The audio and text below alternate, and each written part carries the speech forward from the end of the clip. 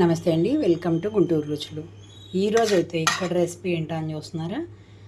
పెసరపప్పు బియ్యం రవ్వ కాంబినేషన్తో పెసరపప్పుతో కలిపి చేయండి. ఇలా బియ్యం రవ్వతో ఉప్మా సూపర్గా ఉంటుంది.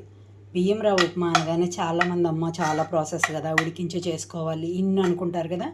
కానీ అలా ఏం కాకుండా ఈ విధంగా ట్రై చేయండి, చాలా త్వరగా అయిపోతుంది. అంతేకాదు పెసరపప్పు కూడా వేసాం కాబట్టి వేడి తగ్గుతుంది మీకు. సూపర్ కాంబినేషన్ అనమాట అసలు.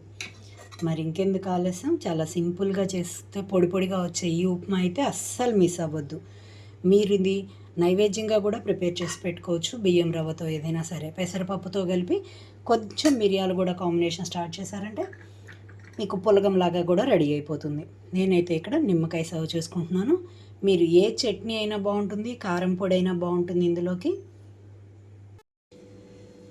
ఈరోజైతే ఇక్కడ నేను బియ్యం రవ్వతో చేసుకునే ఉప్మా అండి. ఇక్కడ నేను బియ్యం రవ్వ వచ్చేసి నేను షాప్లో తీసుకున్నదే ఇది. మీరు కావాలనుకుంటే బియ్యం నానబెట్టి కొంచెం పొడిగా వచ్చిన తర్వాత మిల్లులో వేయించుకోవచ్చు, లేదా మిక్సీ జార్లో అయినా వేసుకోవచ్చు. నేను దాంట్లోకి తీసుకున్న ఇంగ్రీడియంట్స్ అయితే పెసరపప్పు. రవ్వ అయితే ఏ కప్తో తీసుకున్నానో దాంట్లోకి పావు కప్పు వరకు పెసరపప్పు తీసుకొని ఒక పావు గంట నానబెట్టుకున్నాను. అలాగే ఉప్మా అనగానే మనకు ముందుగా గుర్తుకొచ్చేది అల్లం ఒక చిన్న ముక్క సన్నగా తరిగి పెట్టుకున్నాను. కొంచెం కరివేపాకు, ఉల్లిపాయలు, ఒక పచ్చిమిరపకాయ, అలాగే తాలింపు గింజలు, ఎండుమిరపకాయలు, కొద్దిగా జీడిపప్పు, నిమ్మకాయ. మీకు ఉప్మా ఫినిష్ అయ్యాక ఇష్టమయ్యే వాళ్ళైతే నిమ్మకాయతో సర్వ్ చేసుకోవచ్చు. లేదనుకుంటే చట్నీస్ ఏదైనా సరే సూపర్గా ఉంటాయి ఇందులోకి. పుట్నాల పప్పు చట్నీ, కొబ్బరి చట్నీ, అలాగే నిమ్మకాయ పచ్చడి, మామిడికాయ నిలవ పచ్చడి ఉంటుంది కదా, అదైనా సరే చాలా సూపర్గా ఉంటుంది. చివరిగా ఫైనల్గా వేయడానికి కొంచెం కొత్తిమీర. మరి ప్రాసెస్ చూద్దామా? ఇక్కడైతే స్టవ్ ఆన్ చేసి పాన్ పెట్టుకున్నాను. ఇందులోకి నేను ఆయిల్ తీసుకుంటున్నానండి. నేను తీసుకున్న రవ్వ క్వాంటిటీకి అయితే 3 స్పూన్ల వరకు ఆయిల్ తీసుకుంటున్నాను. ఆయిల్ అయితే ఎక్కువ లేకుండానే చేసుకుంటున్నాను ఇక్కడ నేను. మీరు ఆయిల్ తక్కువ, అలాగే ఇంకొంచెం నెయ్యి కూడా వేసుకోవచ్చు. ఇక్కడ ఆయిల్ ఇంత హీట్ అయిన తర్వాత తాలింపు గింజలు, అలాగే ఎండుమిరపకాయ కూడా వేసుకున్నాను. ఇక్కడ చూడండి, తాలింపు గింజలంతా ఎర్రగా వేగిపోయిన తర్వాత అల్లం ముక్కలు మొత్తం వేసుకున్నాను ఇందులో. వీటితో పాటుగానే జీడిపప్పు పలుకులు కూడా వేసి వేయించుకుంటున్నాను.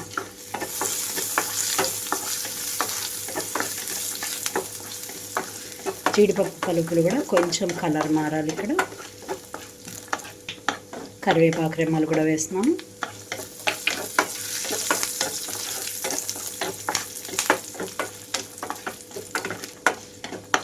చూడండి, జీడిపప్పు అంతా కలర్ మారిపోయింది.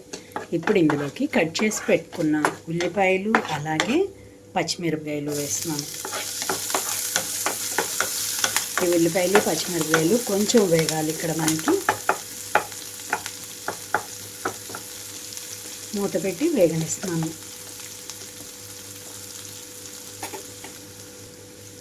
2 నిమిషాల పాటు మూత పెట్టేస్తున్నాను. ఇక్కడ మూత తీస్తున్నాను. ఇక్కడ నేనైతే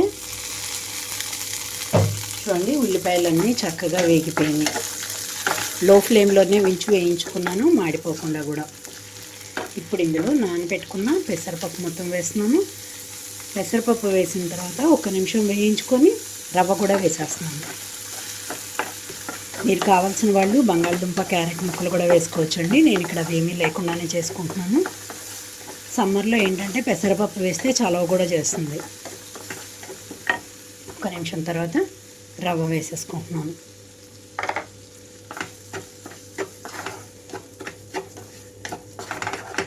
ఇందులోనే రుచికి తగినట్లుగా సాల్ట్ కూడా.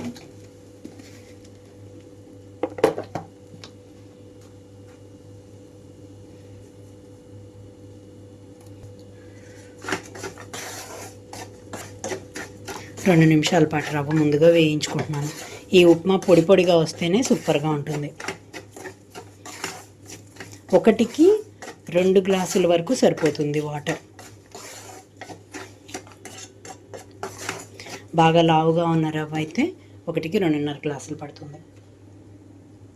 ఇదే గ్లాస్తో రవ్వ వేసుకున్నాను కాబట్టి 2 గ్లాసులు పోస్తున్నాను. అలాగే పెసరపప్పు క్వాంటిటీకి కూడా డబల్ వేసుకుంటున్నాను. పెసరపప్పు పావు కప్పు వేసాను కాబట్టి హాఫ్ కప్ వరకు వాటర్ వేస్తున్నాను.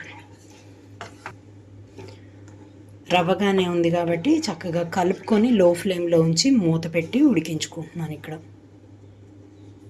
లో ఫ్లేమ్లోనే ఉంచి ఉడికించాలండి. మూత పెడుతున్నాను. మూత తీస్తున్నాను మధ్యలో ఒకసారి. చూడండి రవ్వ అంతా దగ్గరగా వస్తుంది, కానీ చక్కగా పెసరపప్పు కూడా ఉడికిపోవాలి, పొడి పొడిగా రావాలి. మళ్ళీ మూత పెట్టేస్తున్నాను. ఉప్పు సరిపోయిందో లేదో చూసుకోండి. ఉప్పు సరిపోతే కొంచెం ఉప్పు వేసుకోవాలి ఇందులోకి. మూత పెట్టేస్తున్నాను. మళ్ళీ మూత తీస్తున్నాను నేను 5 నిమిషాల తర్వాత. ఇక్కడ చూడండి ఉప్మా అంతా దగ్గరగా అయిపోయింది. చూసారా పొడి పొడిగా కూడా వచ్చేసింది. మొత్తం కూడా కలుపుకుంటున్నాను ఒకసారి. ఇంకా ఆరిపోతే ఇంకొంచెం పొడిగా వస్తుంది కదా. చివరిగా ఇందులోకి ఒక గుప్పెడు కొత్తిమీర వేసేసుకుంటున్నాను. మీ ఆప్షన్ మాత్రమేనండి ఇది. కలిపేసుకొని మూత పెట్టేసి ఉంచుతున్నాను, స్టవ్ ఆఫ్ చేసేసి 2 నిమిషాల పాటు. ఇక్కడైతే మూత పెట్టేసి ఉంచుతున్నాను. స్టవ్ ఆఫ్ చేసేసిన తర్వాత 3 నిమిషాల పాటు ఇలాగే ఉంచేస్తున్నాను. మూత తీసేస్తున్నాను 3 నిమిషాల తర్వాత. కొంచెంగా ఆవిరి మీద అలాగే ఉంచేస్తే ఏంటంటే ఇంకా పొడి పొడిగా అవుతుంది కాబట్టి ఆరే కొద్దీ అలా ఉంచేసాను. చూసారు కదా పొడి పొడిగా ఉండే రవ్వ ఉప్మా రెడీ అయిపోయింది. మరి పెసరపప్పు కాంబినేషన్తో ఈ విధంగా అయితే ట్రై చేసి చూడండి, సూపర్గా ఉంటుంది. మీరు వేడి వేడి మీద తినేటట్లయితే వెంటనే నిమ్మకాయ పిండుకొని అలాగే సర్వ్ చేసుకోవచ్చు. సూపర్ కాంబినేషన్ అనమాట.